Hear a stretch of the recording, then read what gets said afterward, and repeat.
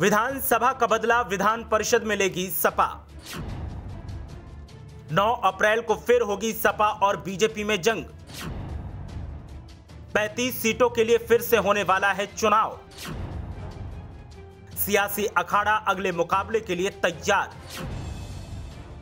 BJP Sapa को हराने का पाल रही है मंसूबा। लेकिन देखिए क्या है सपा का विक्ट्री फॉर्मूला। विधानसभा चुनाव में भले ही सपा को जीत न मिल पाई हो, लेकिन अब सपा एक बार फिर बीजेपी को मजा चखाने के मूड में दिखाई दे रही है और सपा को एक बड़ा मौका हाथ भी लग गया है, जिसके जरिए सपा अपनी ताकत का एहसास आसानी से बीजेपी को करवा सकती है। दरअसल विधानसभा चुनाव खत्म होते ही विधान परिषद यानी एमएलसी चुनाव का बिगुल बज गया है और सपा विधान परिषद में अपना बहुमत बरकरार रखने के लिए पूरी मुस्तैदी के साथ सियासी अखाड़े की तैयारी कर रही है, क्योंकि सपा को भी पता है कि अगर विधान परिषद में बहुमत लाने में वो कामयाब हो गई तो फिर बीजेपी कोई भी बिल पास करवाने में तभी सफल होगी जब विधान परिषद में उसे बहुमत मिलेगा और सपा भी विधान परिषद के सहारे विधानसभा के सदन में बीजेपी को बेहतरी के साथ घेर पाएगी।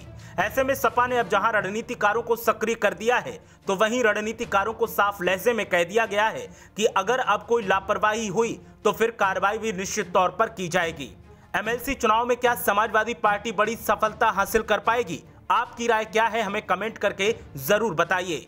दरअसल 9 अप्रैल को होने वाले राज्य विधान परिषद की 36 सीटों पर द्विवार्षिक चुनाव में बहुमत हासिल करने की जंग बीजेपी और सपा में तेज दिख रही है। निर्वाचन कार्यालय के सूत्रों की माने तो उच्च सदन की 36 सीटें 35 स्थानीय प्राधिकारी निर्वाचन क्षेत्रों में फैली हुई हैं, जहां 9 अप्रैल को एक साथ मतदान होगा और 12 अप्रैल को मतगणना होगी। हाल में संपन्न हुए विधानसभा चुनावों में 2/3 बहुमत के साथ दोबारा सत्ता में आई बीजेपी इस चुनाव के जरिए सदन में सबसे बड़ी पार्टी बनने का सपना देख रही है, तो वहीं सपा भी बीजेपी से विधानसभा चुनाव की हार का बदला लेकर सदन में कड़ी टक्कर देने का प्लान बना रही है।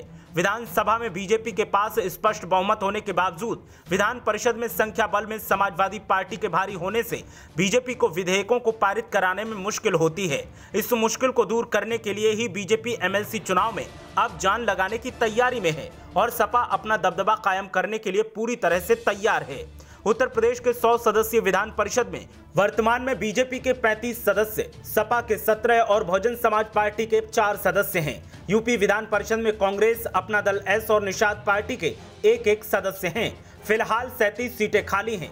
चुनाव प्रक्रिया 15 मार्च से शुरू होगी। तकनीकी रूप से चुनाव अभी 2 चरणों में हो रहे हैं, जैसा कि मूल रूप से घोषित किया गया था, लेकिन अब मतदान एक ही दिन में होगा। निर्वाचन आयोग ने 6 फरवरी को एक बयान में कहा था कि राजनीतिक दलों की मांगों के बाद कार्यक्रम में बदलाव किया गया है। आयोग की माने तो विधान परिषद चुनाव 3 और 7 मार्च को 2 चरणों में होना था और मतगणना 12 मार्च को होनी थी, लेकिन अब 9 अप्रैल को मतदान होगा और 12 अप्रैल को मतगणना होगी। देखना यह है कि समाजवादी पार्टी कैसे अपनी दमदारी पेश करती है और क्या बीजेपी मौजूदा सियासी सफलता को बनाने में सफल होगी। सबकी निगाहें अब 12 अप्रैल पर हैं कि जब नतीजे घोषित होंगे तो किसके घर खुशी और किसके घर गम होगा।